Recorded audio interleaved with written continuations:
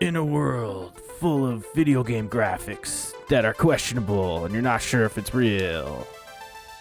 That's right, you can depend on Neon Pocket Dimension to have a conversation about it. Talk about the past, talk about the future, nerd the fuck out about what we like to nerd out about. What do you like to nerd out about? Let us know in the comments below. Hey, I'm Jacob. You got Miguel there in the middle? Hello, guys. He was looking down at something, I'm not exactly sure. Watching someone make an axe. No, nice. And then, of course, we have the Zaddy Supreme, Mr. Gage, a.k.a. Luke Shot First. What's up? YOLO, I'm here drinking Modelo Chelada on a Sunday. Cool. Mother Russia. You were doing Russian voice or something, right? Yeah, which is weird Ukrainian. for drinking a Mexican beer, but you know, whatever. Were you like trying to support Ukraine or something with that accent? I don't really know. No, just a funny accent. Just a funny accent. Oh, 'Cause it's a funny day for us to be recording. Too much into it. Yeah, no, Yeah. I'm just trying to figure out what was that? What nationality was that? What inspired me to make that choice? No Yeah. one knows. Can Lack you of sleep. say something in Spanish, Gage? Ay, Dios mío. Lo siento. Disculpe, con permiso. Let me see what else I got. He's just apologizing. Is that Just apologize. is that like a Canadian Mexican? Maybe. Lo siento. Lo siento. Hey. Wait, what's it? Me gusta la Putin. Oh, poutine's delicious. Sure. Can't wait I to do have love a good poutine. Or would it be El Putin, Miguel? Which one would it be? La Putin? it. No, it'd probably El- be Ed poutine. Yeah. Probably El Poutine. Yeah. Mm. More than likely. What like if we were doing like Mexican fusion poutine, like what would we put on there? Because like Carne you know, asada. carne Carne asada. asada. Yeah. Yeah. There has to be some sort of gravy though, you know, and cheese curds. No, it'd just be straight poutine with carne asada. Yeah. I say maybe the Okay. cheese is like white cheese instead of yellow cheese, like See, instead of because once you start changing poutine, is it really poutine? yeah. I mean that's why it's fusion, Miguel. It's like No. why it's fusion. We used to do but at the fusion is restaurant. Carne asada. Yeah, at the restaurant I used to work at, they did like duck poutine fries, and that was pretty good. That sounds good. Yeah, it was fire. It was just poutine, but they just added like a really good like roast marinated duck. There's a It's fire. place in town called Pies and Fries that does pizzas and poutine. Wow. And every pizza they have can be a poutine. What's this? Whoa. What's this right here? What's carne asado or carne guisada? Maybe that could work. Asado? Yeah. Because it looks like. Because I just googled carne asada gravy because that's the one, like the important portion of poutine is the cheese curds and the gravy, right? Well, So the I- French fries. All of it's important. If you don't have one, No, you for don't sure. have a poutine. For sure, but like, dude, what if they made? Yeah, what if it was cheese curds, but it was like made out of like cotija or something, you know? Or, No, like, it would be soup- Oaxacan cheese is what you're looking for. Oh yeah, Oaxaca. Oh, there you Yeah, go. Good call. Yeah, definitely. That's kind of like cheese curds. I Let's like make that. let's make this shit a Um, reality, dude. Yeah, we should. I want to make this dish now. There's a burrito truck near me that makes a really good asada fries, and they're fire. They're essentially just cheesy fries with carne asada on them, but they're pretty good. I like 'em. I hope wherever you are in California, and I'm talking directly to the viewer, listener, whoever, wherever you are in California, I hope within like 10-minute radius that you have some kind of awesome carne asada fries because it's fucking California. You know what I mean? Yeah, it is. Well, especially in Southern California, that's for sure. Oh yeah. Yeah. Hell yeah. Super Yeah, Southern California Mexican food definitely, definitely is superior to what we have up here. But I will say, I mean, really fresh avocados here. We still have like really good local meat and stuff. And I think the Mexican food up here is actually still pretty good. There's a couple I'm sure burrito it's trucks, better especially. than what you would get in like Tennessee. Yeah, exactly. Middle of the country somewhere. Yeah, totally. I'll Way better than God. When I lived in New York City, there was just not good Mexican food anywhere. I just couldn't yeah. find. I don't know. Yeah, you're It's right. very, I Um, did find I've heard one of the that. last times I was out there, there was a taco stand in a subway station. And Nice. the people were from El Paso, and that's where Oh, I'm cool. from. And the tacos were actually really good. Nice. Yeah, Yeah. dude. No, yeah. The I found it's not exactly Mexican. It's more like Salvadorian. But there was a street market near one of my neighborhoods in Brooklyn that did pupusas. Ooh, pupusas. These ladies did pupusas at this little. It was just like a no bells and whistles stand, but that was always really good. They were dank. Did you ever go to the Mexican tortilla triangle? Where's that? And Oh apparently yeah. there is a tortilla factory, like a Mhm. legitimate tortilla factory. Whoa. There is. That's it's I've been wanting to go check it out when I found out about it. So It wasn't that far from one of my apartments, like the second apartment I lived in Brooklyn. Mhm. So I never specifically went there, but I did remember hearing about it. I was like, oh, that's in Industry City. Cool. Yeah. Whatever. That's so Did you ever exciting. go to Taco Mahal? No, I didn't. Taco Mahal. Yeah, it's Is that fusion? that's a fusion of Indian and Mexican, Ooh. Nice. and the owner was a Indian Mexican. That's fucking cool. Nice. Yeah, That's it was awesome. authentic. It was really good. I That enjoyed is- the shit That's a rare combo. I'm gonna be honest. out- No, it is. It's pretty amazing. In San Francisco, if you're ever in San Francisco, there's a place called Curry Up now, and they do like tikka masala burritos and stuff. They're pretty Okay. good. I still have yet to have good like a awesome Indian restaurant like experience because I've only had it one time. So We yeah, need to go, Yep. Jacob. I know, Sadie man. and I go all the time. We need to go, dude. You need to Need to bring go. me. Bring me. Bring me. Yeah, we'll bring you me. next time. We were talking about it. Yay. Hell yeah. Cool guys. Well, that's exciting. We like to nerd out about food a lot here. If that's not Sure. obvious, I mean, it might be me who brings up food every time, but it's just, I don't know, man. I just can't help it. All nerds have to eat, and we typically like to eat really dank stuff. So Yeah, dude. Whatever. And Chiba Hut. You need to try Chiba Hut. Oh, dude, yeah, you come. I've had Chiba Hut. It's incredible. You come to Vegas, dude. Come Please out here, Gage. need to Chiba try Hut. Chiba Hut out. Yeah, for sure. Actually, I have a kind of ready. funny best friend, homie, that's coming to Vegas for one night on Wednesday, and he's like trying to meet up for a drink or something. He's like, "Let's go to Hofbrauhaus." I've been there before. It was fun, but then I was like, maybe I could recommend like something new for you here in Vegas, and Sure. so I need to pick you and Joy's brains because you guys come up with good ideas all the time. I would say Chiba Hut would be Excuse me. cool. Where are they from? Salt Lake.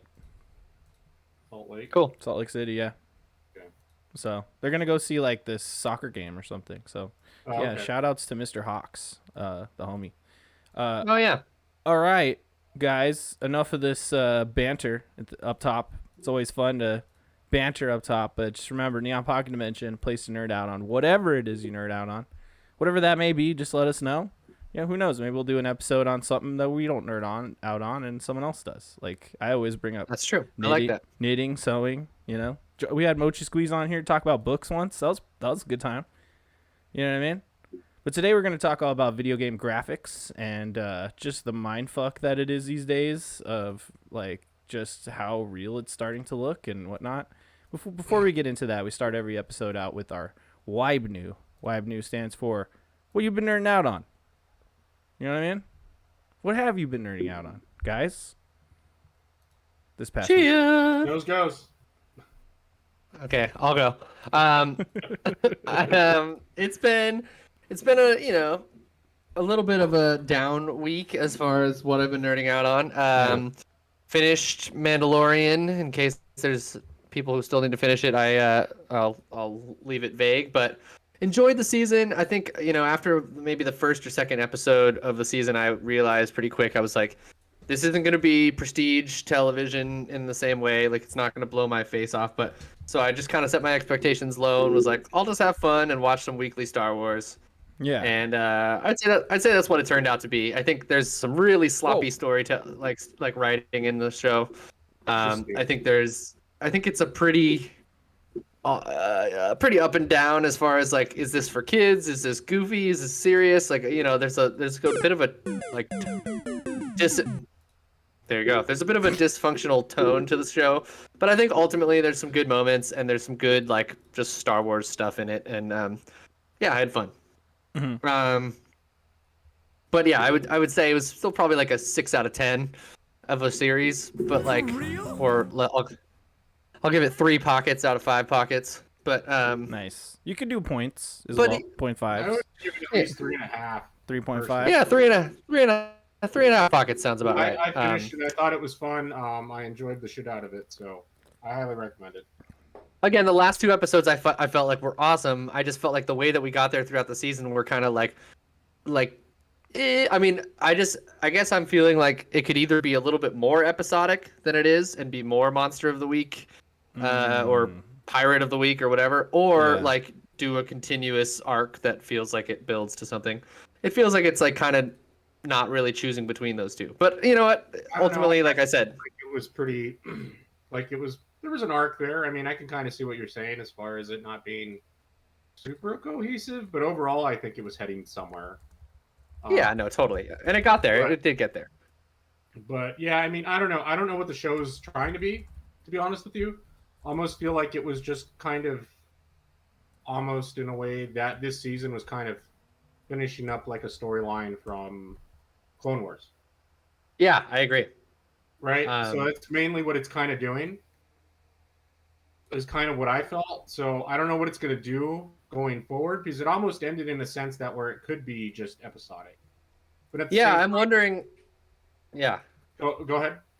No, I'm wondering if maybe the like torch is kind of getting passed to Ahsoka next. Like if they're kind of gonna put like Din and Grogu's journey, and this isn't anything too spoilery, Jacob. Don't worry. But I wonder if they're gonna kind of put their journey. It seems like they're in a place where it's kind of like, you know, we could pan away from them for a little while and look at some of the other threads that were being laid out in the season. Yeah. So yeah, I'm totally down. I'm down with it for sure. So I don't know. I just don't want it to go on too long. And be like season 10, and it's just them doing shit. Like I don't know. I'm not into that kind of TV anymore, to be honest with you. Yeah, I don't watch a lot of stuff that way either. No. So I don't know. But go on. Continue. I'm sorry. No, that was good. Please. Yeah. So, anyways, that was, you know, like I said, I think when I kind of turned my like Andor brain off and just was like, I'm just gonna enjoy this. I thoroughly just, you know, we had a good time. Aishu liked it. Everything was, yeah, it was cool. Looky, I got hooked. And then, yeah, and then I've been I got a new soundboard, everybody. I'm sorry. I can tell. Hold on, wait. Listen to this one really quick. Looky, I got hooky. Did you hear that? I did. Okay. There you go. Looky, I got hooky. That's solid. And this one, For real? I was told to pull that out of, I think it's Persona 5 or something. It's one of those Persona 5. They said, oh, just, this guy says for real a lot. And so I thought this one was funny. For real? Awesome. Sorry. Funnily enough, I started Persona 5 back up. Oh, shit. So we'll use that. We'll jump off. We'll, you know. Great job. Great job. I got to deal what's dealt to me. Yeah, I started Persona 5 on PlayStation 4 years ago. Yeah. And Aishu and I were actually kind of playing through it, or she was like watching me, or we'd switch off a little bit, I think. Did you play any Persona 5, Love? A little bit, yeah. Was that Aishu in the background? Yeah, it is. She's changing a diaper. Hi, Aishu. Hi, Aishu. She's diaper changing. Anyways, so yeah, we were playing through that, and we got through the first palace or whatever they call them, dungeon, pretty much. And then I gave my PlayStation 4 away to my nephew who could not solidify a PlayStation 5. Mm-hmm. And so I was PlayStation-less, still am. But yeah, it's on Xbox now. So I started it up. I've barely gotten through. It's kind of one of those situations where I really wish I could just somehow get through that first palace, because I kind of don't really want to do it all over again. But but it is what it is. And but I do really want to see the rest of that game. And this is Persona 5 Royale, so they added a bunch of stuff to it. So you know, once I get past that first palace, it's going to be a completely brand new game. So we'll see. But yeah, there was that, and then I just been keeping going on this Fortnite season. We streamed on Neon Pocket Dimension on, what was that, Thursday? 420. Yes, it was. Yeah. Twas. Yeah, it was fun. Jacob jumped in. We had some of the, Yeah. I call them the Fiends, aka Los, Ruben, and Keen, who have been on some content, Odd Valley content before, and and yeah, they're good folks. Keen's been on here, I guess. Keen's been He on was this on podcast. Yeah, he was on the Neon Pocket Dimension podcast. Yeah. So Cool talking about dudes. Game Awards stuff. And so yeah, it was fun. We got on there. We've been running a lot of games recently, and we've been wrecking fools, and it was fun. We got a couple second places that night, right? And then Well, I came in, got you guys the 4th place. You know what I mean? Came in clutch with 4th place. That was I good. think 2nd place. So yeah, we got a second place. you know, we're up there. And then later that night, actually after the stream, we got a victory, so that was cool. Well, of course. Of course. I know, off stream, of course, but it was literally the last one of the night, and we were being super lazy, and we were just trying to do some of like the missions that it gives you, and we were like literally not meaning to win at all, and then we were like, oh, we're down to the last 2, and then we just pwned on them, and we're like, oh, that was cool. We pwned their faces. They pwn their faces, so that's Face been fun. pwn. I'm like level 70 in that now, which is cool. And actually, talking about graphics, Fortnite is one of the only Unreal Engine 5 games I play, and you know, it's a blast, man. It's been a good this season. I think is especially fun. The ODM gear. Oh, hey, here we are. The ODM gear from Attack on Titan in it is like a total game changer and is really fun. I think it's one of those things that they've added in that's like actually enjoyable. Yeah. And it kind of makes me want like a good Attack on Titan game. Dude, for real. Because I know the ones that the Bandai Namco ones are trash. So you know. Yeah, that whatever. That ODM gear is amazing. So much fun. Although it seems like they figured that shit out. They figured out how to do a certain like mechanic with Spider-Man. And then they just did a bunch of stuff that kind of used similar concepts and sort of a tweak of the code to, you know, all work together. Like, what? I'm trying to remember the other thing. Like, after the Spider-Man one, there was another thing where you could, like, attach to the tops of things to propel yourself. And then the ODM gear does that as well. But yeah, it was like a grappling hook in that there other you go. season. Yeah. And I like that one, but I don't know. There's just something about this that just feels really fluid. And once you get the hang of it, you're like, this movement is like, it's awesome. I feel like after all of that stuff, ODM gear is probably like the best iteration of it. And I was ecstatic. Oh, dude, this part, I'll just quickly say this part. When we were playing, we all had snipers, and we were just on the top of this hill, and we were just raining down sniper bullets on anyone in the mega city, and it was fucking hilarious, dude. Yeah, people were just like, "What the fuck? Stop it!" We were all just raining lighting them up with like auto snipers. Yeah. So it's a good time. You know, I continue to just like need video game comfort food. So I've been bouncing between Fallout. I've been playing some SSX3 and Fortnite. So nothing new to report on really, but you know, I booted up Persona 5 in it with intents of like, I don't know, just some turn-based, like easy enough, like do a couple missions and then call it good. You know? I'm gonna need you to do some SSX3 streams, please. I'm planning on for the channel because that'd be really fun. You know, Miguel. Also, I know that you like your retro games. You know, we got to get some of that retro game footage for the channel. Jacob, do you think that the in-game soundtrack for that would get us copyright strike on Twitch? Yeah, so I would just cut the music. You know what I mean? I'll put some lo-fi beats to snowboard to on. Right, yeah, you could just do you could do royalty-free music. Exactly. Yeah. It's because I brought the fan downstairs. That's why. Anyway. Cool. Well, anyways, I'll move on because I know we got a hard out later. So that's my vibe new. Cool, Miguel. What you got? Well, mainly Mandalorian for the most part.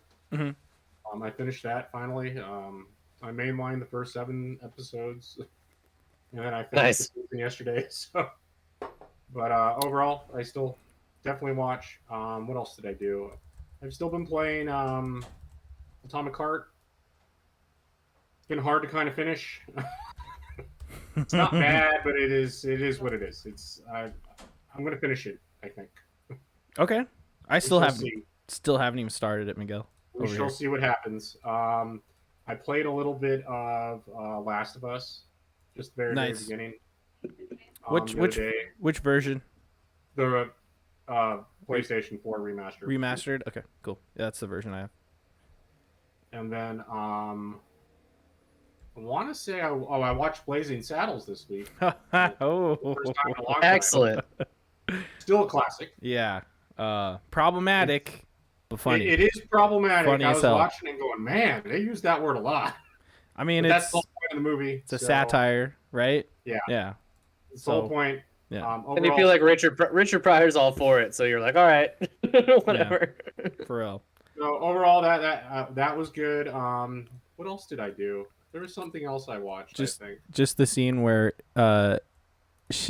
she does like that lady does like the whole musical number where she's like, oh, I dominate every man, and then the next scene is her like making a million sausages for this like for the sheriff, the black dude. Probably Well, I enjoyed it's a big the part dick joke. Where, my in case you favorite didn't part of that notice. movie is the old lady, Oh yeah. where he helps them, and Yeah. then she comes and brings a pie, and she says, "Don't tell anybody." Yeah. That's so perfect. It's great. That movie's great. Like, it's a classic. I didn't realize how old it was. It's from, Very like old. It's old. 74. Yes. Yeah. Yes. Yeah, so it's like 9 years older than me. Uh-huh. So Yeah, last time we watched it, we had at my grandparents' house. They have an acre big backyard. My cousin's getting married there in June, and we did like a drive-in movie theater type, like outside projector theater thing. All watching that movie with the younger cousins and drinking Smokehouse whiskey, Nevada bourbon. Excuse me, Smokehouse bourbon, Smoke Wagon. Fuck. Smoke Sorry. wagon. Sorry. Continue. but I did that, and then what else did I do? I think that's pretty much it that I can think of. I'm sure I did some other stuff, but I don't remember at this point. You do any gaming? Just Tom Cart. That's it. Oh yeah, dude. And Last of Us, obviously. Yeah. But, Yeah, I still find it pretty admirable your dedication to just finish a game and then I count try. it out. especially if it's something I want to play. Like normally, like if I was buying games on Steam, I would. Yeah. Well, one, I only buy them if they're super cheap anyway, and then I hate doing that because then I find that like, oh, this game's not, keeping my attention, Yeah. and then I don't go back to it. And I'm thinking Atomic Heart might do that for me. Yeah. Well, and you I didn't don't know what buy I'm it. gonna end up playing. You at least didn't buy it. That's a good thing about Game Yeah, Pass. no, and I didn't buy it. Exactly. You know what I mean?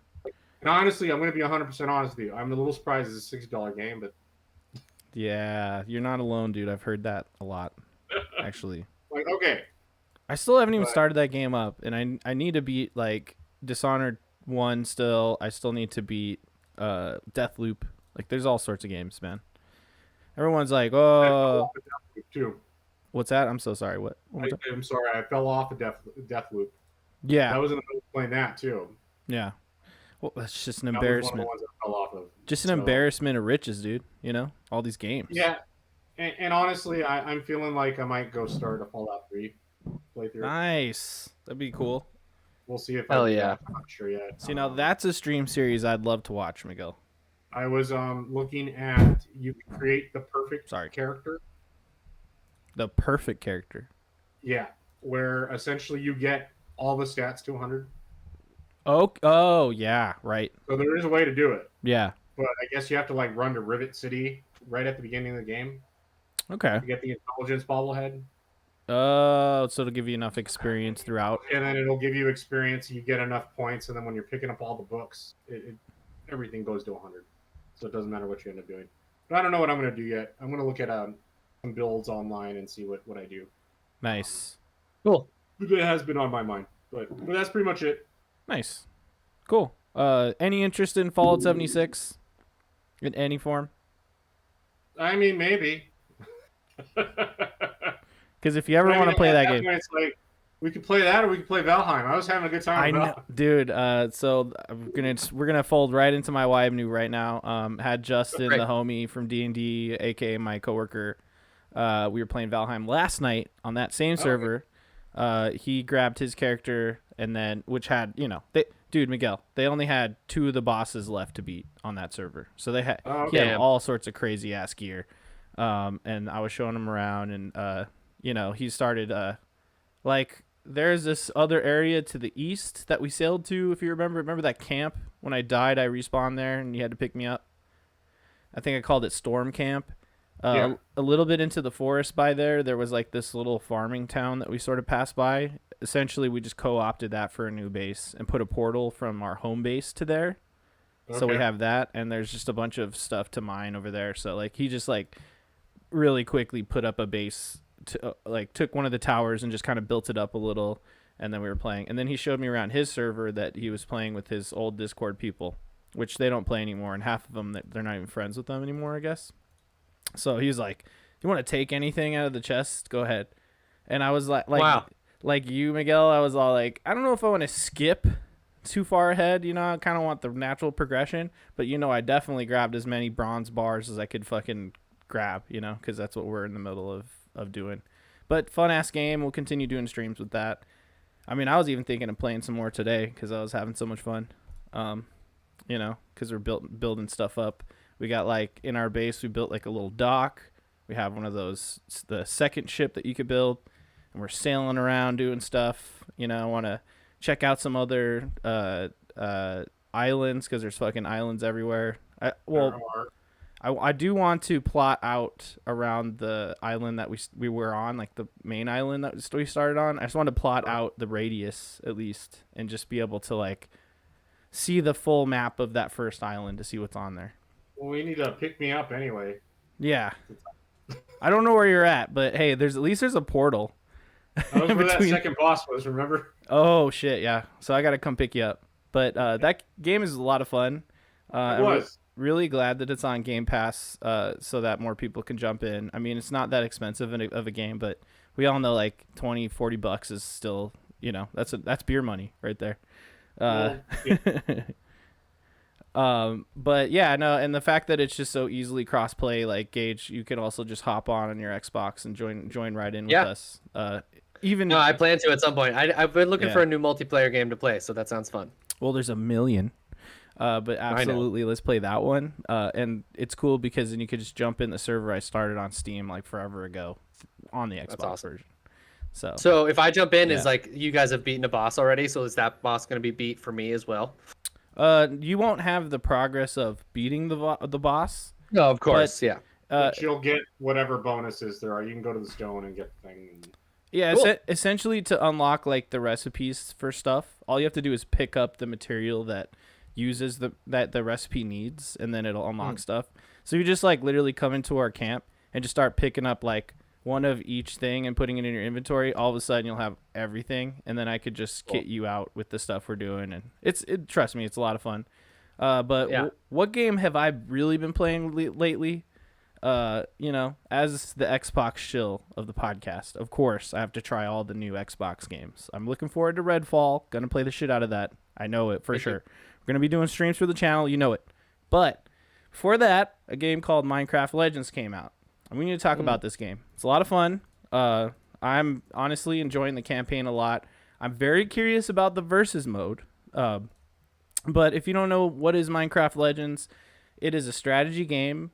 Third person camera view. It's similar to Brutal Legend in that way, where it's sort of like a real time strategy, but you're in third person view. You're not like managing the battlefield from like a god position. You know, you have to actually like run up to stuff to build in that area, or like run up to the units to command them to go places. Obviously, it's simplified, kind of like Minecraft Dungeons is a simplified version of Diablo.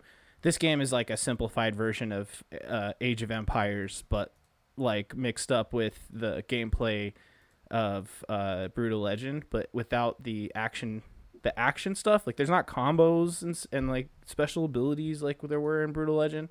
Essentially, to attack, you just hold B and you just slash, and there's like about a second cooldown each slash, you know. But most of the game, what you're doing is you're either building defenses or offenses. To build the things, you have to have the ability to harvest the specific materials that they take to build or whatever. So it's everything from Minecraft. So like redstone, diamond, iron.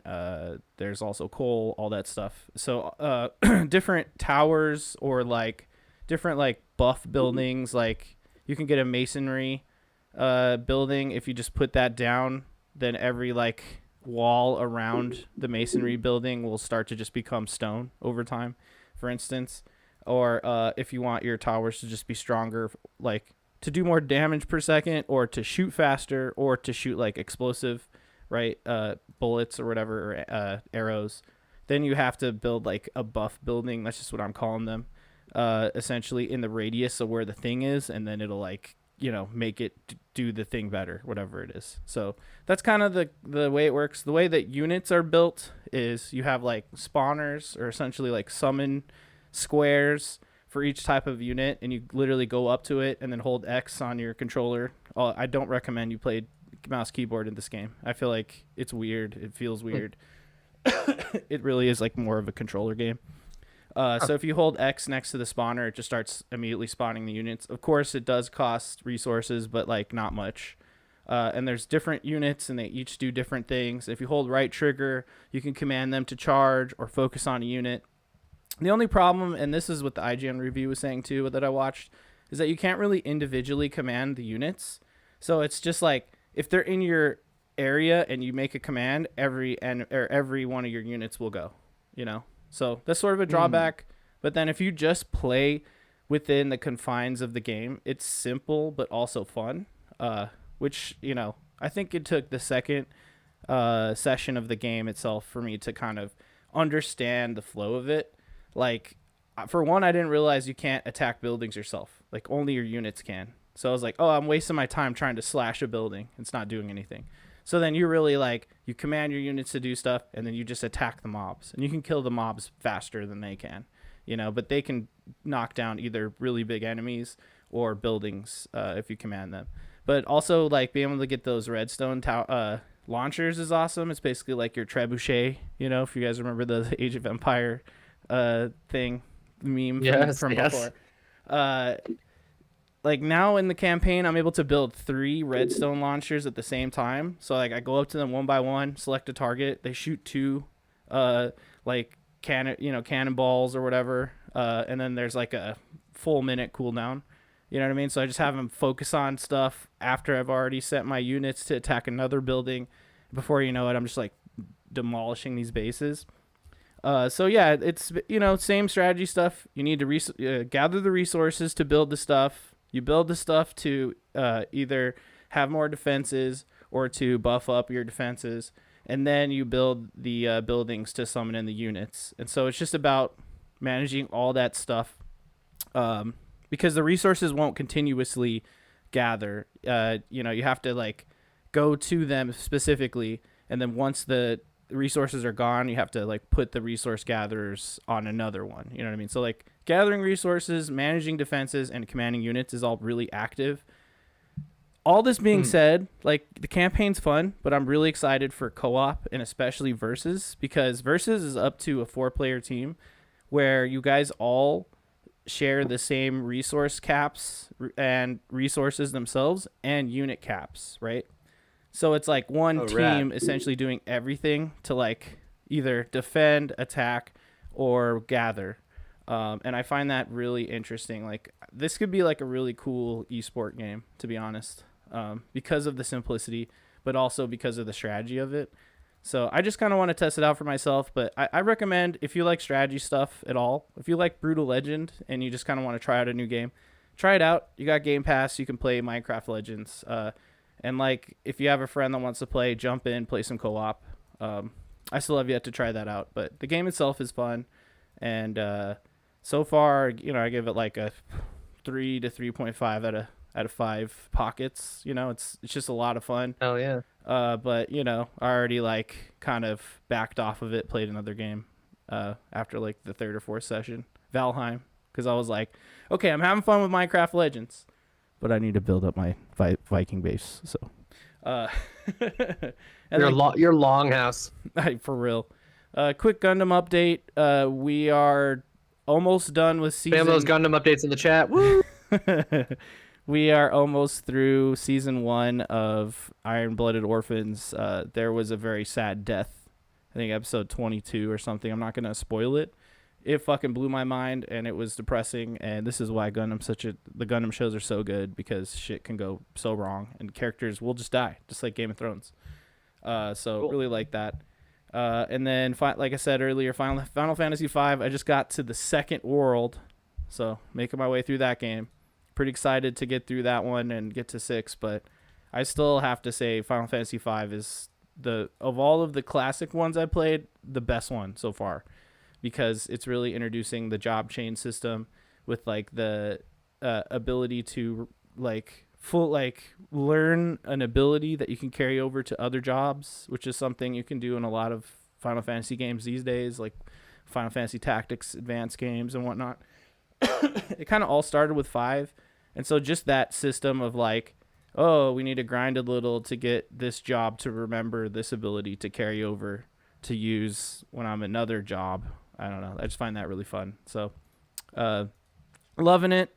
Can't wait to get to Final Fantasy VI, because a lot of people my age say that's the best Final Fantasy game, and I've never really played it before. So, Me neither. It's a blind spot. Yeah. Blind spot for me. Oh, and then watch more Night Fight. Still can't recommend that enough. Night Fight rules. And then we started watching Beef, Miguel, and we're on episode 3. And there's something else we watched. What the fuck did we watch? Oh, that's what I did. I remember, Steve. I knew I was doing something. I can't remember. Oh yeah, we played D&D the other night, and they fought some zombies, and that was fun. Yeah, D&D was fun. Nice. I started watching. How's that going? The last season of Better Call Saul. That's what it was. Sorry. D&D 's Oh, good. nice. I'd need to watch that still. When it first dropped, I watched like the first 5 episodes, and I was like, "This is cool," and then I just never watched it again. So eventually, I'll get around to it. There's something else, I'm sure, but that's it for the Wibe New this We week. got graphics to talk about. Let's talk about fucking video game graphics, guys. So something I always like to do on this podcast is roll back the clock to the beginning. You know what I mean? Our first memories, and we've talked about this more than once. We don't need to spend a lot of time on it, but Gage supplied this video, so we're gonna play it in the background. But just like, man, it's crazy how far video game graphics have come, right, guys? It's Seriously. true. Yeah, absolutely. It's like mind blowing. I'm gonna try to find this promotional video as well. Let's just watch this commercial with Jack Black, and you know, Oh yeah, Most- so good. most people have seen this commercial, like 100 times.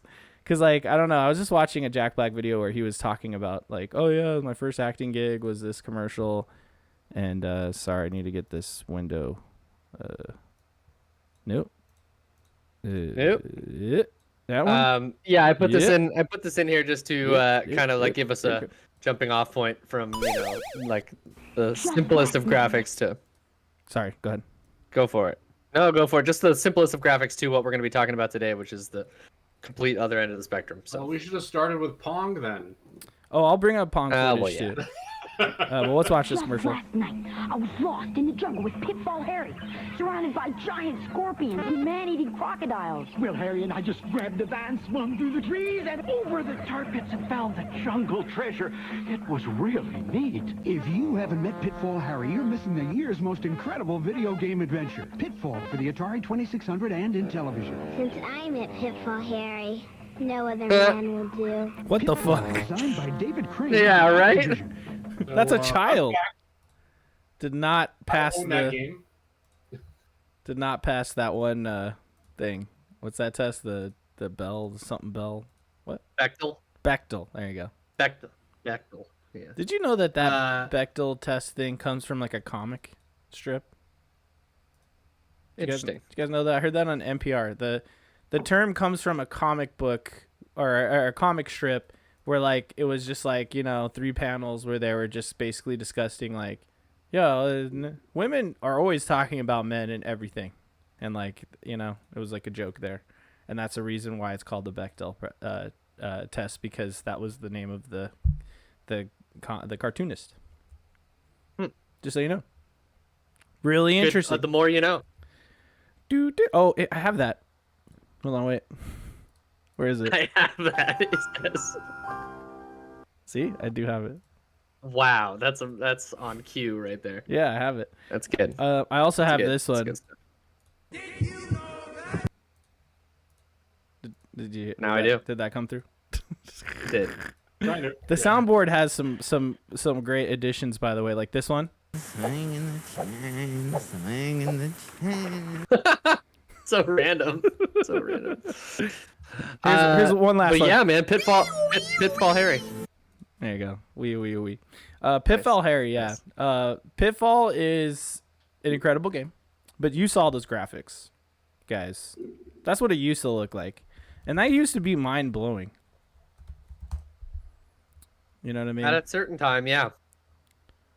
Yeah, Yeah, mind blowing times in video games, like with the graphic leaps. I think like, I kind of started off on 64. Really, like I played some Super NES, right? But really like I didn't really get the mind blowing jump from 2D to 3D that a lot of people did, because I like some of my earliest video game memories are Banjo-Kazooie and stuff like Mario Kart, So cheating Gage. Sure. Yeah, for real. I mean, first game I played SNES, but I played SNES after I had already played a Game Boy and then a Nintendo 64. So like my brain already could fathom both, Yeah. Yeah, it's like one of those things where I went from an Atari 2600 to Super Nintendo. Yeah, that's crazy. That's So, crazy. don't get me wrong, I played NES, but I didn't own one. So, but it's kind of been interesting having played some of those old games and then getting to the point where I now to kind of see it the way that the progression that the games have had, as far as don't want to sound like one of those old people, but back in my day, back in my day, Flashback looked amazing. Yeah, exactly. And then Flashback was an amazing game. It's true. It is true though. But for me, it's like I remember the first time I put in, for me it was like the PC gaming jump was kind of the big first jump that I had, where it's like even games like Counter-Strike, which have a very weird style to them. They kind of look like that old Microsoft screensaver that where you'd like go through the maze, they've like got the flat wall textures and stuff like that. But even then, I remember like going to Counter-Strike and then certainly playing Morrowind on the PC for the first time.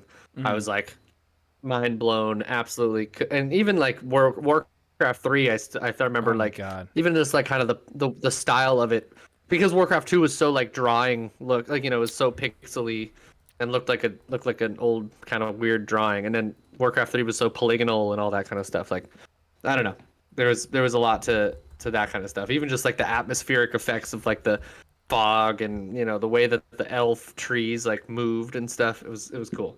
Yeah. But yeah, and then there's games like King's Quest, man. I mean, look at that. I mean, look at that. Looks like a doodle and a little flash doodle, Oregon Trail.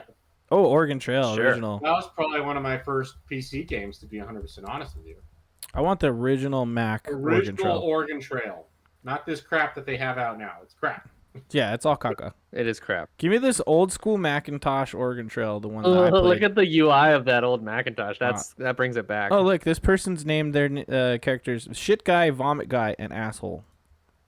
Wow, Cool. classic.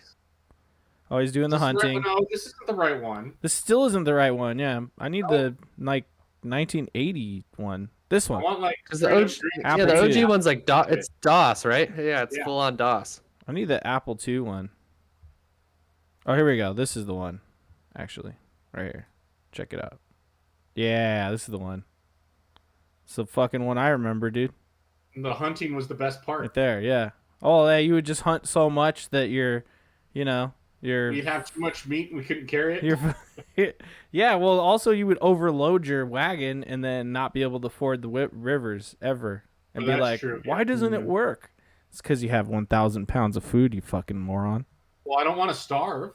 Yeah, well, you also don't want to drown, don't you? I'm going to die of dysentery anyways. Who cares? That's true. I love that song, by the way, from Book of Mormon, where they're talking about dysentery. There's like, drink the water, shit the water, drink the same water, shit more, etc. Yeah. So that, that's the graphics I grew up with, man. I think we showed this on another episode where we were talking about Heroes of Might and Magic, but the first one, that's the one I had. And those graphics were so amazing. You look at them now and you're like, whoa. But then the 90s, I feel like they started to hit the polygons like pretty hard. I mean, you look at like Donkey Kong Country 1, for instance. This is a great example of 90s polygonal graphics, but not actually in 3D. Like they would essentially go into like a renderer, right, and make these 3D graphics, but then they would export them as sprites, right? So it's still 2D, but it is 3D, right, at the same time. But you're not actually processing the game in 3D. The only games that would process in 3D in like the Super Nintendo era were like Doom, right? And even then, wait, wasn't Doom only on the N64? Oh, well, No, there no, was Doom Doom on 64, the- but Doom. There was a Super Nintendo Doom, Yes. right? And It like, was a red cartridge.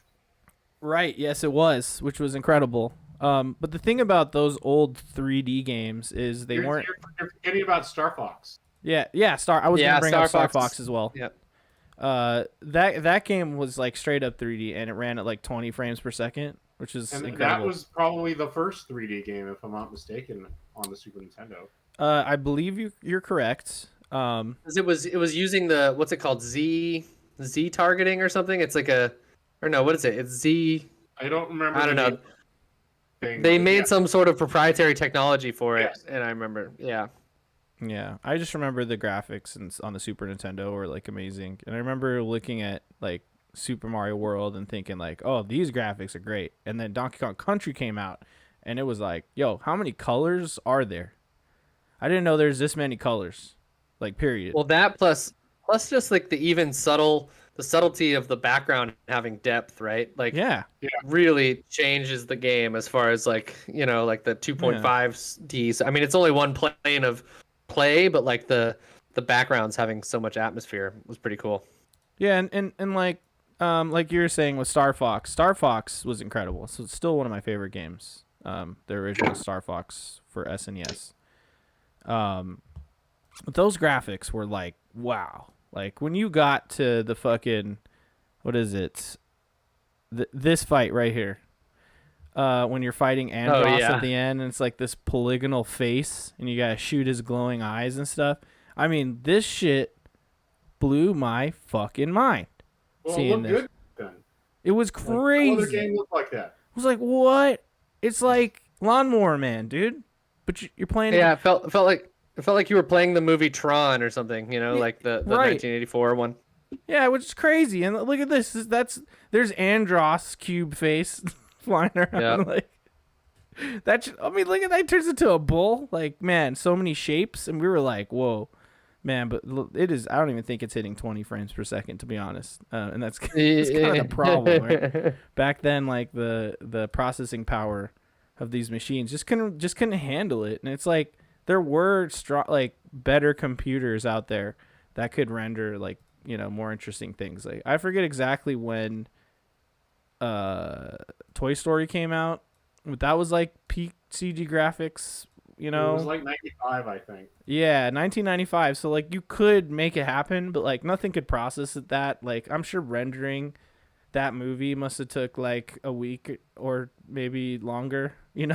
Like I would guess longer. Yeah, maybe for sure. longer. On those old, unless they were running like room-sized supercomputers, which maybe Pixar was, but yeah.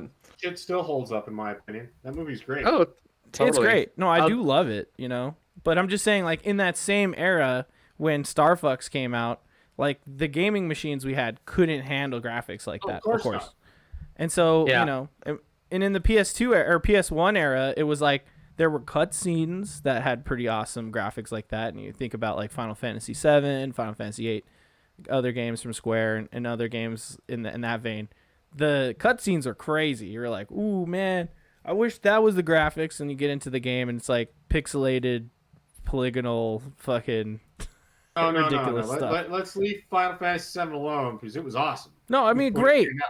I'm not hating, but I'm just saying, like, It's hard to look at. It's really hard to look at now. I mean, It's so interesting. It's so interesting the way that like that polygonal phase, like the N64 PS1 era, is just like I mean, there's nostalgia for it in a certain way, but it's like there's something, it just doesn't translate to the modern eye. Like pixel graphics still do, right? Like really beautiful pixel sprites will still look awesome. Like I still will boot up some of those games, even like Mario 3, and you're like, this looks like it could have been made in like, you know, by an indie studio yesterday. Yeah. You know, just because it's like, it's something about it. It's just like Great Prince of Musashi.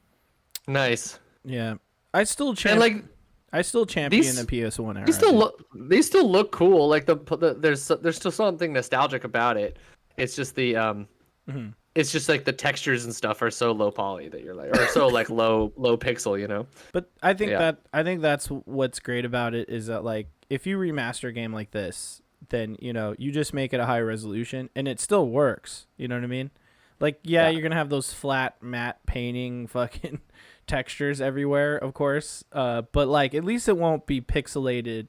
Like you look at this guy and it's like, I mean, what is he in? Like 200p or something? Like they're doing their best with the hardware they have, you know. Yeah, I mean, and it still looked great. It is what it is. It was a different time. Right, exactly. And there is like a with devs these days, there's like a nostalgic factor to this type of stuff too, where like they will specifically make the game to look pixelated like it's a PS1 game because that is like an art style thing, like feeding on the nostalgic thing inside us millennials. Like we just love that look. It just brings up like the comfort food like you were talking about earlier, Gage. And there is a charm to that. But I mean, like, then the next era happened and all these younger kids all really only look fondly upon the PS2 and the GameCube era.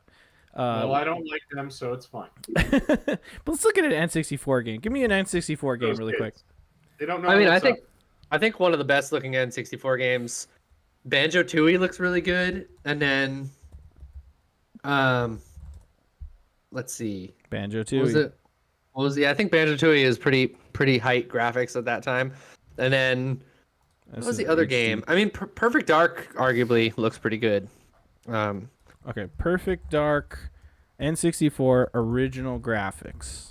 Yeah, no, that looked, man, what an incredible game, huh? This video is a side by side, so let's take a look. Nice. So, oh, interesting on the 360, yeah, totally. Intro versus the 360 version. They just added some. Yeah, it looks like depth. they added more like depth, to the textures, whereas like the N64 and the N64 itself had this where everything just felt so like smooth. You know what I mean? Like there wasn't as much detail. And then it's just the way that the camera moves is a little different too. You know, like it's like they had upped the way that like the y-axis works a little bit, but yeah, for sure. But I mean, graphics still look good. You know what I mean? Especially because, like, you know, I think already by this time on the N64, you would have been playing maybe the first versions of Counter-Strike on PC. Right. Counter-Strike so it's 1.3. Yeah, it certainly looked better than that as far as just the fluidity of graphics, but it still wasn't great, that's for sure. Or Half-Life, yeah. Half-Life. This is when Counter-Strike was a Half-Life mod. Yeah. Which is when I started playing it. And then 1.0, but 1.3 is when things really started popping off. I guess they're kind of almost comparable, Perfect Dark and this. Like they're not. This is where it starts to look a little bit more. Yeah, but even back then, dude, it was all about PC Master Race, right? Because PCs were always more powerful than consoles back in the day. Yeah. God, the bullpup. I remember the bullpup. I loved that thing. That's such a good rifle right there. This is starting to look like almost 1.6 / Source. But, graphics, man, they just kept getting better and better and better. And then we got this game. You guys remember this game? I feel like this, like when graphics were really popping off, this game right here was probably one of the games that like blew everyone's mind graphically the most to me. It's like the first time I really ever seen graphics where I was like, holy fuck, dude, what is happening here? You guys remember this? Luigi's Mansion 1 for the GameCube? Isn't it interesting? Yeah, isn't it interesting that Nintendo used to be kind of leader in that field. Yeah. Like I remember Metroid Prime also was one of those things where I was like, this is the best game I've ever seen. Like Yeah. like graphics, especially at least on Absolutely. console. Yeah, from my point of view, dude, the GameCube was Nintendo's best like graphical thing for the time. Sure. Because it had come out after the PS2 and the Xbox, if I'm not mistaken. Yes. So it's like they had time on their side, just maybe a better GPU or whatever. But man, I just remember like watching footage of this game and just being blown the fuck away. And I'm like, man, the shadows, the reflections, or like Super Mario Sunshine, just like with the water effects, just looks so incredible. And with the PS2, like we had games like Devil May Cry and stuff. It just felt like an up-res PS1 to me with the PS2. Mm-hmm. And like, yes, the graphics were good, and I know later iterations of games in the life cycle of the PS2 really utilized the console to its fullest to get the most graphics out of it. But I don't know. I feel like the GameCube in that era was like tops. Miguel, what are your thoughts? I mean, overall, I only had a GameCube, so I'm a little biased in that regard. Mm-hmm.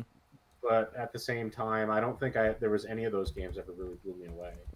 I Yeah. can't think of any of those games going, oh my god, it looks so good. Yeah. Just, I don't know. Resident Evil 4, I remember being a pretty big wow moment for me. Yeah. That might have been more because of the gameplay than the graphics themselves. Yeah. But it was yeah, it was. I think the graphics look great. Oh, the they game did. still I holds just meant up. like I think a lot of it happened to do with the gameplay at this point, like being no longer tank controls. I think Right. But Yeah, and it was also during that era of games that started getting pretty gray and brown too. So Yeah. this game kind of was in the gray and brown section as well, though. I mean, looking at the textures right here as well. I mean, like Medal of Honor and all those games and stuff. But like this game looked great because the character textures were like high definition, but also like smooth, not like high definition, but not pixelated, if that makes sense. Because it felt like everything that was higher definition had to also be downscaled on the pixel count in a way, like on the texture faces. You know what I mean? Yeah, things would get smooth and kind of like textureless. Yeah, for sure. And I feel like GameCube did a great job of like having high res, but also smooth textures. So it just felt like a really great HD experience.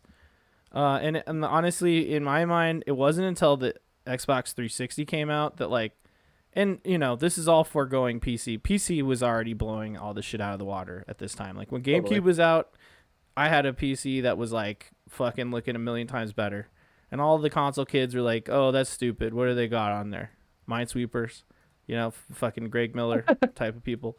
But I'm like, oh, well, you're not playing these games and in those games, and they're just looking amazing, dude. But then the 360 came out when you can like take the power of a PC game and the graphics of a PC game, and obviously Unreal Engine, I think 3 or 2 at that point in time, and put it on your big screen TV, which was like, wow. I remember going to this one kid's house, and they had a 360 there, and we fucking played Fight Night Round 3, I think. Is that the one that was on Xbox 360? Round 2 and Round 3 were on 360, but yeah.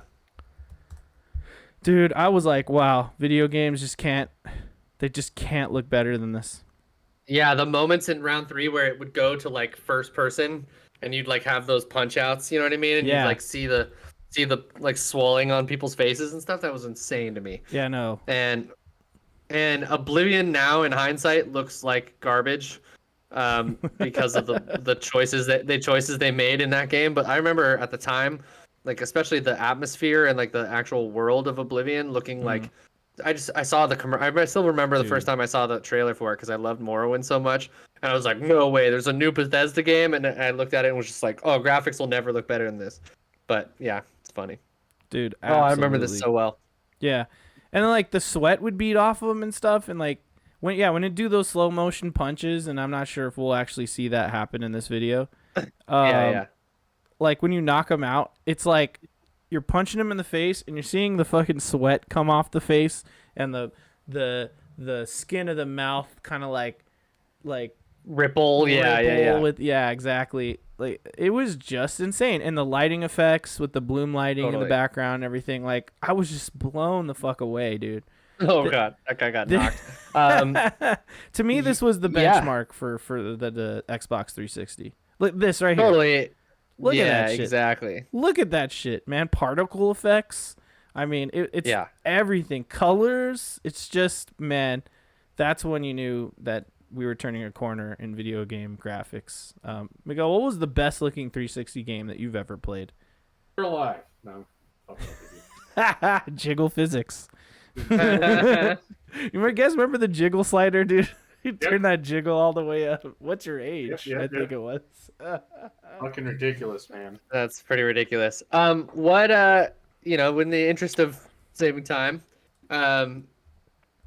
we got some news about we've been seeing a lot of new stuff this recently, especially with CES that just happened. There was a couple of Unreal Engine 5 demos. Oh yeah. And then recently this last week we had a news story that came out about this body cam footage that came around and looked like it was just like, I don't know, like a weird body cam version that was like meant to look like a video game, but then we found out later that it actually potentially is a video game, and it's a weird one. I feel like we don't know the whole story about it yet, and the developer seems to be like some small team.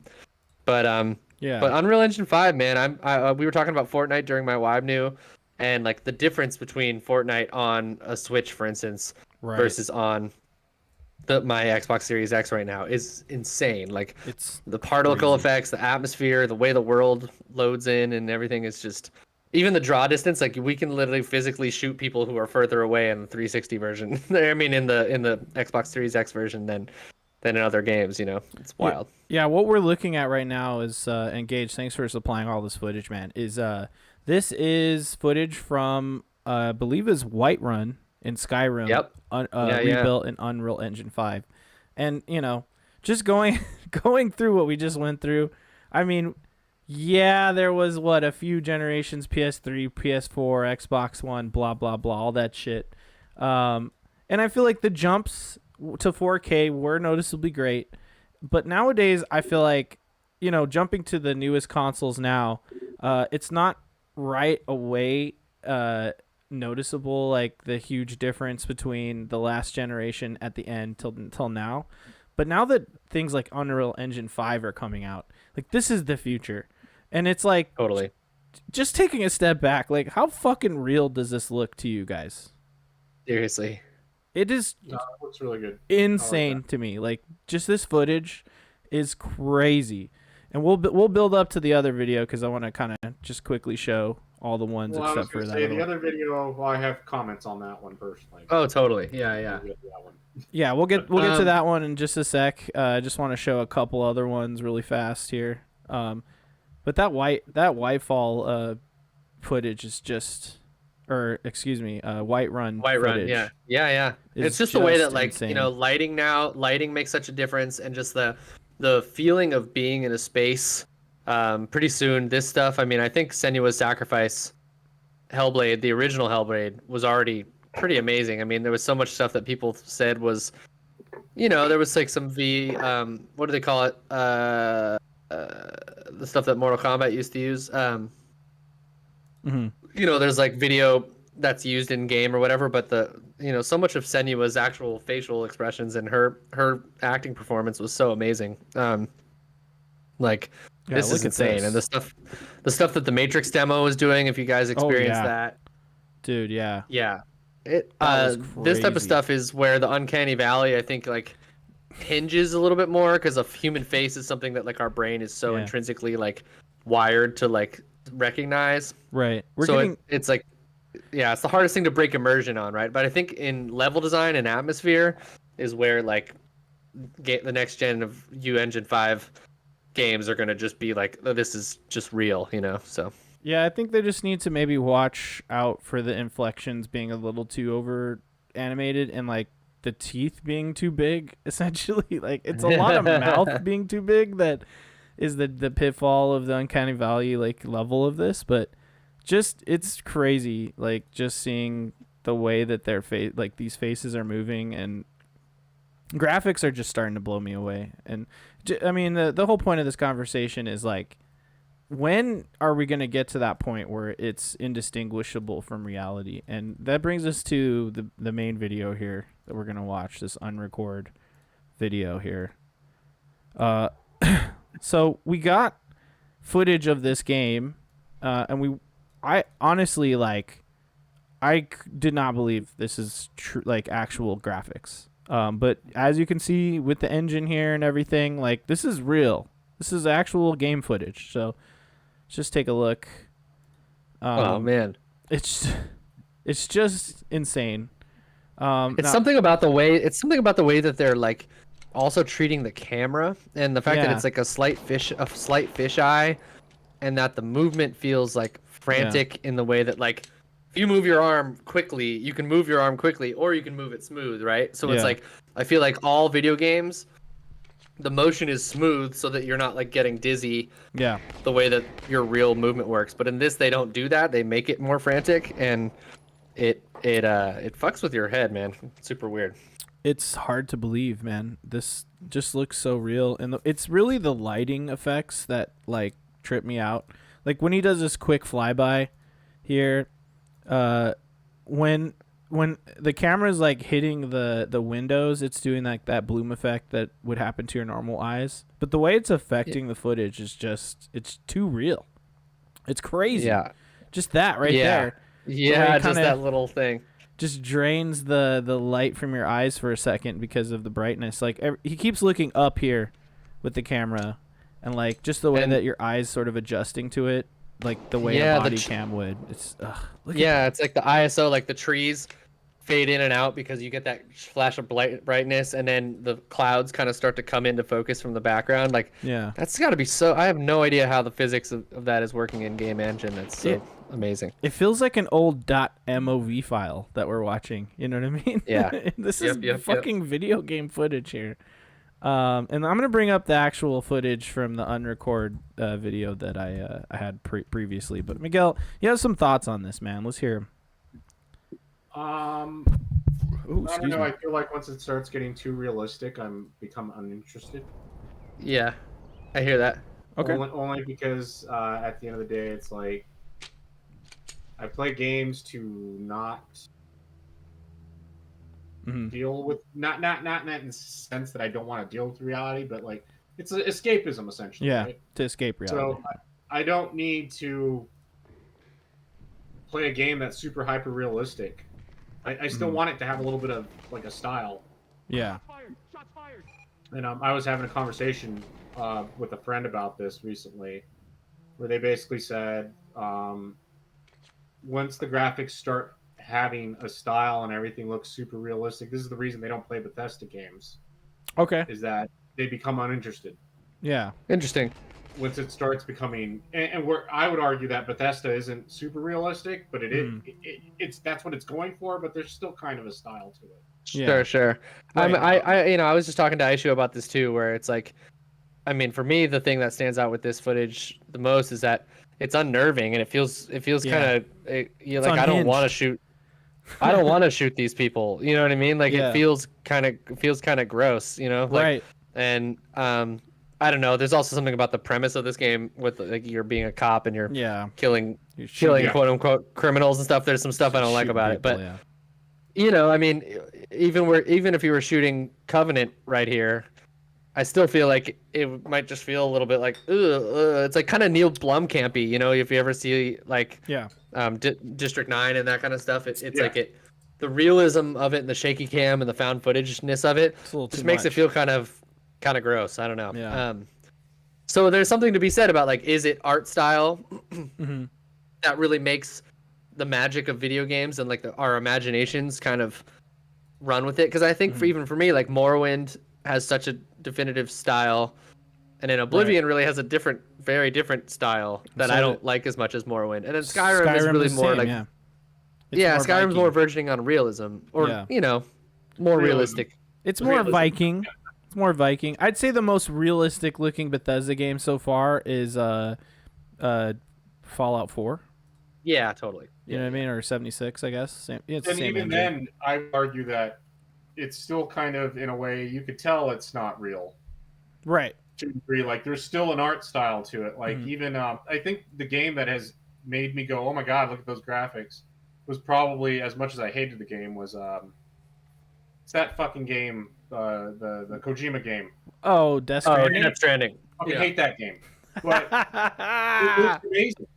It really does look very, very, very good. Incredible. Miguel, you remember when we were in Ireland? I kept saying, like, dude, Death Stranding everywhere. Like, Look the rocks. over. Yeah, But, like, dude, seriously. it looks really, really good. Yeah. And like realistic, but in a way it's not super realistic. That was when I was kind of like, that's probably the only game I've ever seen where I was like, oh my god, this looks crazy. Yeah. But that footage I saw for that, I was like, well, one, like you said, Gage, the premise of the game, yeah, I'm not really down with it. Like Police But then even Simulator. then, like, I don't want it to look too real. Once it starts looking too real, It's like, too what's real. the point? I can just walk outside. Yeah. The Fair enough. I mean, it's all subjective. It's all subjective, obviously. Yeah. It's all your the engine, the Death Stranding and the Decima engine. I haven't played the game yet, but Horizon Forbidden West or whatever, like that's one of those games. It's definitely super stylized. Yeah. But I'd say the graphics in that game seem to me to be some of the best I've ever seen for Same. sure. Like, Yeah. I definitely can't wait to eventually get to that game after I beat about 10 others. Got a lot on my plate here. It'll be interesting to see. I can't wait till Unreal Engine 5 starts to be more prevalent in kind of like the next. I hope this generation goes on a little bit longer with the Series X and the PS5, so that we can see studios who have already put a game out transition to Unreal Engine 5 and get a game out on this gen before the next hardware upgrade. Yeah. We'll see. But I totally agree with you. I can't wait to see. I mean, on the Xbox Series X, I think our next like amazing graphical feast is going to be the next Hellblade game. That is being made in Unreal Engine 5. All the footage I've seen of it is just like jaw-dropping graphically. I mean, again, there's that realism, Miguel, but of course it's also like essentially dark fantasy, so there's a level of, okay, this isn't just life, right? Running around as some asshole cop in a tatted up abandoned warehouse. That's too much. It's too real, right? And that's what I'm saying. Yeah. Like, I feel like there should still be kind of like a style to it. And I would argue that a lot of the studios have a style that they go with. But once it starts getting too real for me, it's just like I lose interest. There's this. I can't. It's early on, right? So who knows? Totally. Maybe I'll like that game. I don't know. I mean, I can't wait to see what the Playground Studios, who does Forza Horizon, they're doing Fable, and we haven't seen anything from that game besides a CG cutscene. And who knows where that game is at? But I hope to see a graphical jump for that. Okay, one tiny one last graphical thing to just kind of reveal is this Immortals of Aveum game that they just dropped like a gameplay trailer. I don't know if this is in the best quality right now, but just wanted you guys to see what's going on with this. I watched part of this yesterday. It's a new EA original game where you're like a mage. It's like almost like science fiction / high fantasy. It's still a shooter, so you're like shooting magic out of your gauntlet, but then you're doing all these spells. And overall, I think this game is looking really good and super cool. Like the particle effects are insane. And to me, like this is the sweet spot that you want. I mean, flashy, crazy, look good, but not like I'm really there. You know what I mean? And I don't know. That might be the hurdle of millennials. And we won't even talk about any generations before us, honestly. But for millennials and older, like I think it'll be hard for us to want to put on a VR headset and the game be like literally lifelike graphics, because it's going to, there's like probably there's parts of our brain that just can't accept it, and it's just gonna feel like creepy and weird. But then the Gen Z kids, they're gonna play games that look lifelike, and it's just gonna be like whatever. And like that's my prediction for the future, to be honest. But then this still feels like a video game, you know? I wouldn't be surprised if that's the case, but then you get that whole, like Ready Player One type thing where they're all stuck in like. This is what all I'm they do talking is about. get in, like this virtual world. Yeah. Right. Yeah. Honestly, I mean, because I like wouldn't be surprised. so many kids out there are just like they just live virtually in so many ways. You know what I mean? And like this is like we are getting closer and closer to the Oasis being real. And Sure. it will be Fortnite. Fortnite will, Unreal will create the true Oasis, and people will go to school in the game, and it'll be undiscernible from real life. But it'll also feature characters from every fucking popular franchise, just like Which makes no sense, but like it is what it is. It doesn't need to make sense, okay? It's money, dude. I'm old. Money. That just means I'm old at this point, and it's totally fine. I know. Okay, being old. Hey man, you can go to Can't a make Travis sense of it. Scott concert in there and be like, "Whoa, there's Travis Scott," and not die and not get killed because at the other Travis Scott concerts, don't get trampled, killed. bro. yeah. Don't get. We're not pushing up to the front. I think we're all at the age where we're staying in the back of the crowd at every. I like the every lawn, festival. like the, I'm old. I don't go up front anymore, really. So Like it's all good. to be honest, we're not even buying fucking festival tickets that aren't VIP anymore because we need to be segregated. Like we need to be separate. And to be honest, most of the people I All the see are youngsters. probably older than I am at this point. So. The Life is Beautiful. The Life is Beautiful lineup left something to be desired. I was thinking about trying to come out for it. I totally agree. But kind of whatever. To be honest with that, and I won't derail too much.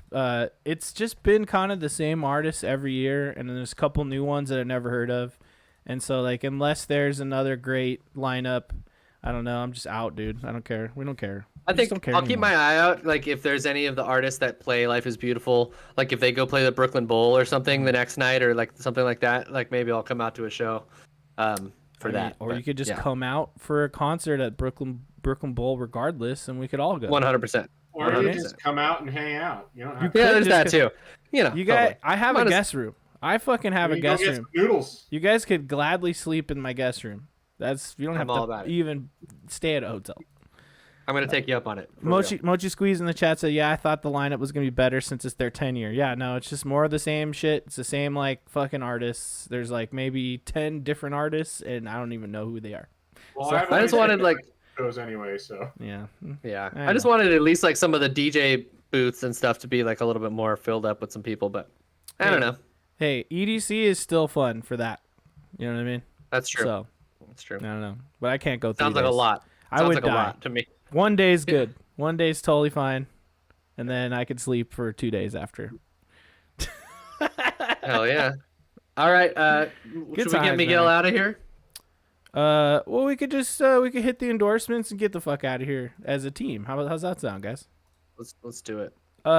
Just one last sentence. I mean, what are your thoughts on video game graphics? You feel like we're in a good place? You excited? Like, just quick thought. I'll say overall, like I think we're in a good place. Cool. But once things start getting hyper realistic, for me, anyway, I kind of don't care about that. At least the indie space is alive and well, and we're getting the vibes of nostalgia a lot. And at least these days, there's a variety of video games that all look a variety of ways, and so there's really something for everyone out there, which is great. Oh, absolutely. You know what I mean? If you like to romanticize the 2D graphics, we still got brand new amazing 2D graphic games. You know what I mean? And that's my point. Or HD 2D, which is my personal favorite currently. Dude, yeah. I still got to play all those new Square games that are HD 2D are just jaw-dropping. Even on the Switch, they look incredible, man. Yeah. You know? Yeah, I want a Pokemon in that style, like a I saw that. Yeah. Did you see that? Yeah. Someone did that? Yeah. Yeah. God, give it to me. We'll link it below. I'm not going to pull it up, but there's a cool ass video where they put it into the HD 2D style, Pokemon Red and Blue, I believe. And it looks. Give it to me. Fucking give it to us, dude. That's the remake we want. Oh. Any other thoughts? We'll move straight into endorsements. That sounds great. All right, let's rock and roll. Who has an endorsement this week? I got one. Jalapeno Ruffles. Ooh, please. Jalapeno Very Ruffles. good. I was expecting nothing, and I was very surprised. Is it flavor. jalapeno ranch? Lime jalapeno. Oh, lime and jalapeno. Yeah, I see that. Yes. Bring Cool. that up right here. Cool. Those are good. Nice, dude. I'm gonna try that out. Sounds Classic Ruffles. I haven't had a Ruffle in a minute. Yeah, you don't like the ridges, dude? Oh no, I'm down with the ridges. I just haven't really gone for it in a minute. Yeah. Like, who doesn't love the ridges? The Come ridges on. are the best part. Give me those queso fucking Ruffles, dog. They're great. They're Best. great dipping chips too. I find that Ruffles Yeah. hold up pretty good. Yeah. It's because of the ridges, dude. It Yeah, the absorbs fucking more ridges. sauce. It's like a fucking Triangles. sauce gets in the ridges. Cuts right through that Yeah. that French onion or whatever I'm They're dipping in. structurally sound. It's incredible. Yeah. It's incredible stuff, man. Shit, I have nothing. I don't got any endorsements. I'll stall you for a second. I'm gonna endorse this little gadget right here. This is a JBL Clip 3, I believe it's called. It's a little Bluetooth. Right? It's a little Bluetooth speaker, but it's waterproof, which is cool. You can fully dunk it in underwater. So I hang it in my shower, and that's pretty nice. But you can also just clip it to your belt, and if you're like doing chores around the house, like I was vacuuming earlier, and I just throw it on there, and if you got a podcast on or some tunes, and JBL makes really high quality speakers. They're really actually bassy and good. So yeah, and they're only like $60. So cool. Hell yeah. I'll do this because we just got one. GE French door refrigerators. Pretty Whoa. awesome. Yeah, great. You know, the people who installed it. Also, I'll endorse Lowe's because they had a great sale and they, those guys, they installed my fridge. It was incredible. Okay, just watching those guys work, I was like, wow, how'd they do that? And like, so I have this metal step right in front of my door that's all fucked up, and every time everyone steps on it, like falls off, and they kept accidentally stepping on it after I told them. But like, I watched this dude haul out a fridge, and I, cautioned him about the step, and I don't know what he did, dude. He like dropped it down and lifted it up and floated it over the fucking step, and I was just like, these are some professionals. So, Way to go. shout outs to There the you go. installation guys, man. They're incredible. But you need a new fridge?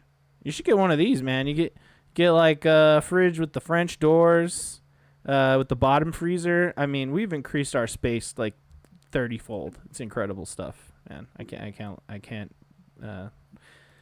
champion it enough. Also, it's got like it doesn't have like the ice and water thing like on the front. So it's like it doesn't take up a bunch of space, It still has the water inside and has like an ice bucket. You can scoop ice out. So pretty cool. I don't know. Looking for a new fridge? Hit up Lowe's. Get a GE. Hell yeah. It's for you, baby. All right, guys. This is a fun Sunday episode. Miguel has stuff to do. We're going to get the fuck out of here. I'm going to make a bunch of brats right now. I got brats. Ooh. I got Texas cheddar wurst. And then I have like 2 packages of hot links. I'm going to make elote. We got potato salad. Yeah, I think we might even have Ruffles in this house. Show me potato salad. Hell yeah. And then let me hold on. Shut it. Did you hear that? Shut it. That was from Ninja Turtles. Let's get one more soundboard. Glasses, jacket, shirt. Call me glasses, jacket, and shirt man. Okay, now that is a good. That is a You've good. really one. gone deep on this soundboard. That is a good one. But here we're gonna lead out on this classic clip right here. Crush your enemies, see them driven before you, and hear the lamentation of your women. That is good. That is good. Artie. Thank you for watching, listening, whatever you do. Neon Pocket Dimension. Check us out live, twitch.tv/Neon Pocket Dimension. Every Tuesday, 7 p.m. Pacific time. Not this next Tuesday, because we just did an episode Sunday. But most of the Tuesdays. But hey, we'll do some kind of game stream or something fun this Tuesday. Or you could check us out on YouTube if you go to youtube.com/@Odd Valley Studios.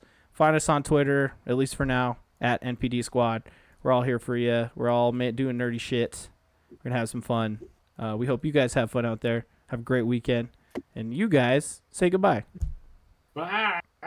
Bye. See you next time.